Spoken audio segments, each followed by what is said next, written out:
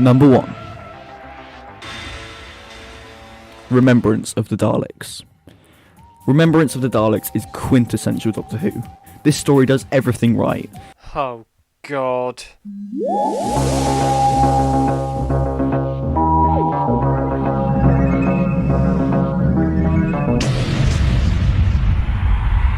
Why did I think of doing this video? This is going to be really controversial. What have I let myself in for? Oh well, here goes nothing. Hi there, this is Cynical Who, and I'm bringing this video to you today because I recently had the momentous realisation that I am a massive arse. No, seriously, I'm shit. The great lockdown of 2020 has been slightly depressing for me, you see. I'm aware that in perspective I've actually got off pretty lightly, because I was supposed to sit my A-levels this year, and my parents could still continue working from home, unlike other people, so I had no job to lose and our income wasn't compromised. But I had a lot of time to kill, and I initially thought at the start of all this that I could use that constructively and try my hand at various hobbies. And I've turned out to be crap at all of them. I mean, I was going to do very little other than writing and music producing at the start of all this, but in reality I rarely got round to it because most of the time I didn't feel up to it, and I was never very happy with the results when I did feel like doing it. The techno demos that I made in a rush, they sounded muddier than an underwater orgy, for Christ's sake. So I just listened to music and played Wipeout on the PS4 instead, and now I genuinely feel like a talentless hack who's wasted the last few months of his life. I don't say this to gain sympathy, by the way, but I say it merely to set the scene for what this led to. You see, one night during this whole episode I was in a bad mood, and hence decided to cheer myself up by choosing a Doctor Who to watch. Nowadays, the way this works for me, for reasons that I will discuss in a few moments, is I'll look at my DVD collection for 5 minutes, try to come to a decision, fail, and then scream, because whatever story I choose, I've seen it all before, and it's no longer new to me. But anyway, eventually I pulled myself together and plucked out a DVD that I knew would be an uplifting crowd pleaser and would cheer me up sufficiently. The only problem was the DVD that I chose to watch was Remembrance of the Daleks. The common consensus of Doctor Who fans can often be very peculiar when it comes to ranking stories. For example, I remember Doctor Who magazine doing a poll in 2014 to determine the best loved stories of the first 50 years of the show, and guess which story came first? It was, of course, the 50th anniversary special, Day of the Doctor. Yes, you heard that right. I know many Doctor Who fans who would probably take offence to that. It is a decent story, yes, but is it really worthy of the number 1 spot? My feeling is it was probably helped out by the poll only taking place a few months after that episode aired during the heady days of the 50th anniversary celebrations. Another poll tomorrow and Day of the Doctor probably wouldn't do as well. Remembrance of the Daleks is often seen as a 5-star classic and one of the best Doctor Who stories of the 1980s. No, ever in fact. In fact, my co-host Oliver did a video earlier this year where he ranked his top 10 Doctor Who stories from the classic era, and Remembrance was top of his list. The high reputation of this story is probably due to the low quality of the previous season, season 24, which, in case you happen to need convincing, had got to a point where with Dragonfire, the team couldn't even be bothered to ensure that the cliffhangers made sense. Compared to that, Remembrance is a return to form. And it certainly isn't a bad story. I can see that there are lots of good elements in it. But for some reason, it just doesn't do it for me. I don't see it as something that's brilliant and one of the best stories ever, and I never have. I'm not exactly sure why this is though, but I thought I'd at least try and figure out what it is that prevents me from being blown away by Remembrance. Before I explain my reasoning though, I would of course like to make it very clear, in case it isn't at this point, that this is only my subjective opinion. No one who's previously praised the story is necessarily wrong, even though I think they are. It's merely a matter of personal taste. You'll recall me saying that I watched this when I was in a bad mood, and I expected the story, being regarded by the fandom as a classic, to alleviate that. But it didn't work because for a start I just felt like I was watching something outdated that I was far too old for. Okay, first of all, let's talk production values. I know Oliver said the VFX was pretty good, but For me personally, they went over budget and it still looks pretty poor, to be honest with you. Although I can see this is more to do with the fact that the computer effects that were available and considered high tech at the time have dated poorly. It's a similar story with Kev McCulloch's incidental music. Save the excellent huge choir pads that can be heard whenever we see things from the Daleks' point of view, the music isn't necessarily bad, it's just made with dated MIDI equipment, and so there's fake digital brass and cheap sounding drum machines galore here. Again, it may have worked at the time, but it hasn't aged very well. The only effects that still look good today are the extermination effect, the special weapons Dalek, and the Dalek spaceship landing in the school playground at the end of Part 3, achieved at great expense using a massive crane. But even here I have issues.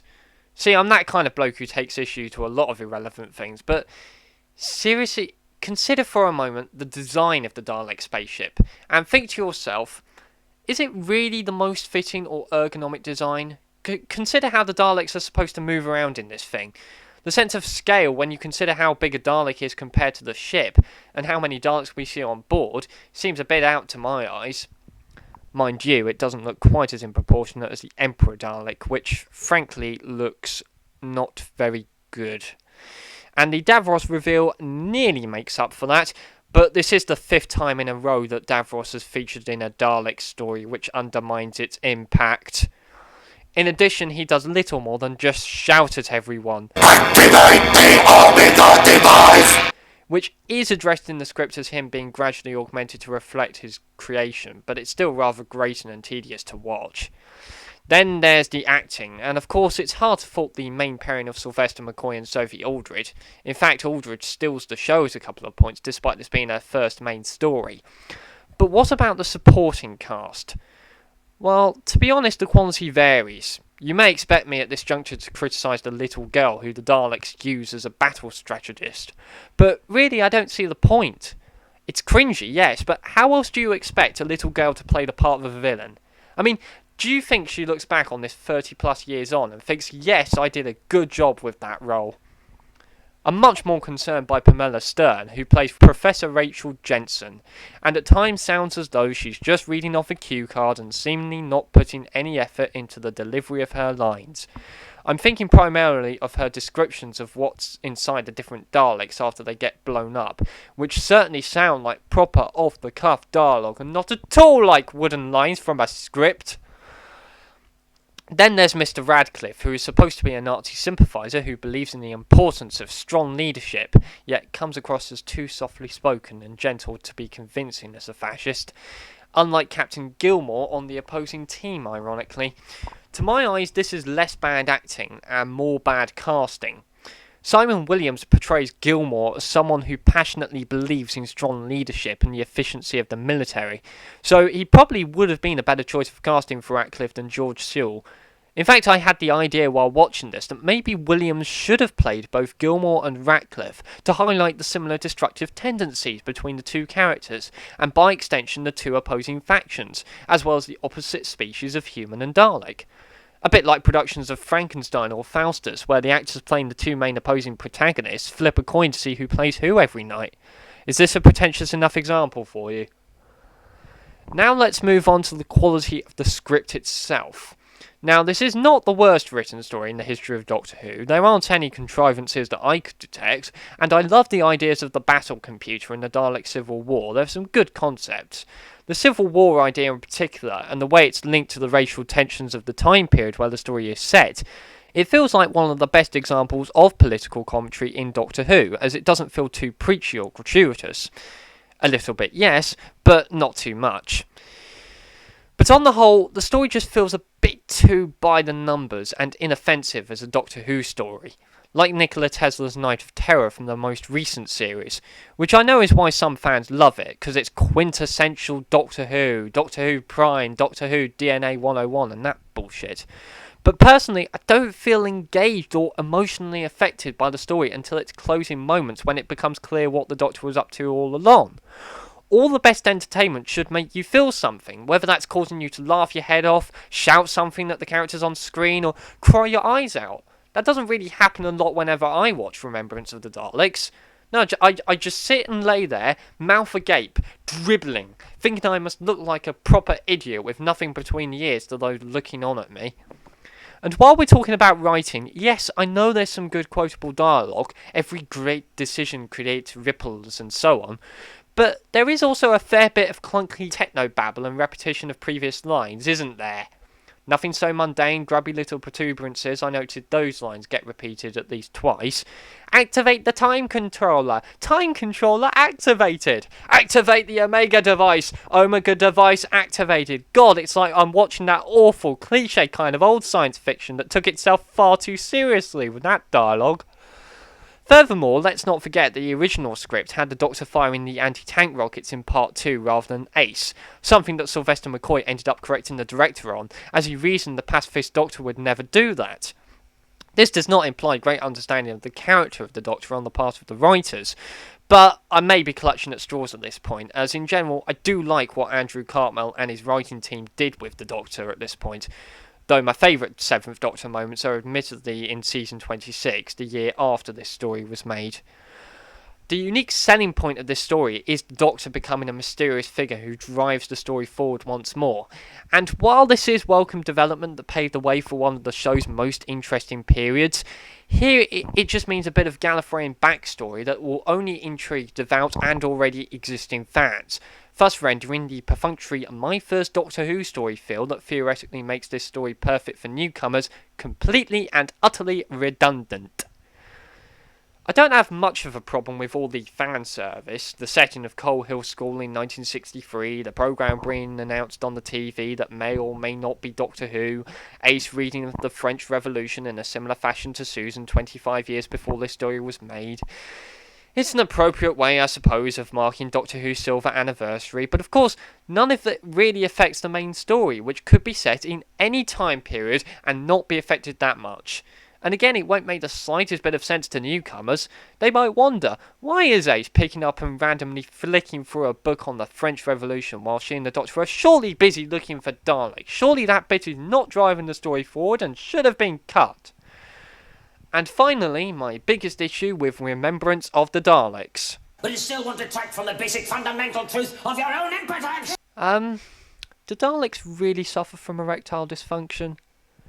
So to summarise, I don't think Remembrance of the Daleks is a bad story. I'm not saying it is. It has a fair few good ideas and pleasing moments, but I personally don't gain a lot of enjoyment from it.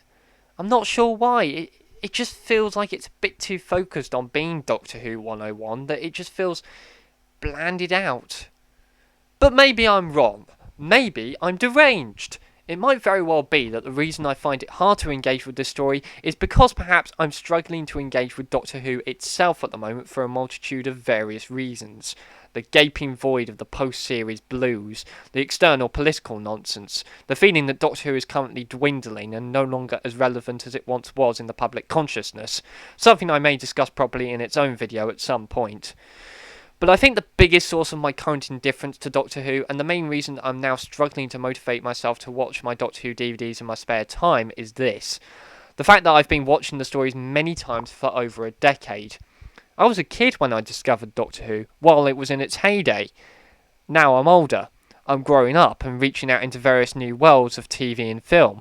Why, in lockdown alone, I've exposed myself to Spaced, Four Lions, With Nell and I, Naked, the first 2 Alien films, Joker, Britannia Hospital, South Park, The Matrix, hell, even Funkstron's 2004 music DVD, Isolated Triple Media.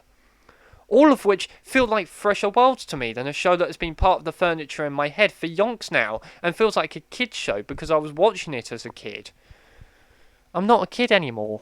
When I do put a Doctor Who episode on nowadays, I feel like I've made a mistake, like I haven't grown up and really I should move on and be watching something new. Enjoying an episode can be a challenge nowadays for all the various reasons I described, unless of course it's a really, really good story like Silence in the Library for instance. But whatever, I'm ploughing on regardless. If you were to ask me to recommend you a downright amazing classic Who story that still holds up, I would most likely mention The Caves of Androzani or The Talent of Wen Chian or something like that. But although I'd still say that this is worth checking out at least once, I'm afraid I don't ever enjoy Remembrance of the Daleks enough to be able to list this as an all-time favourite. Sorry.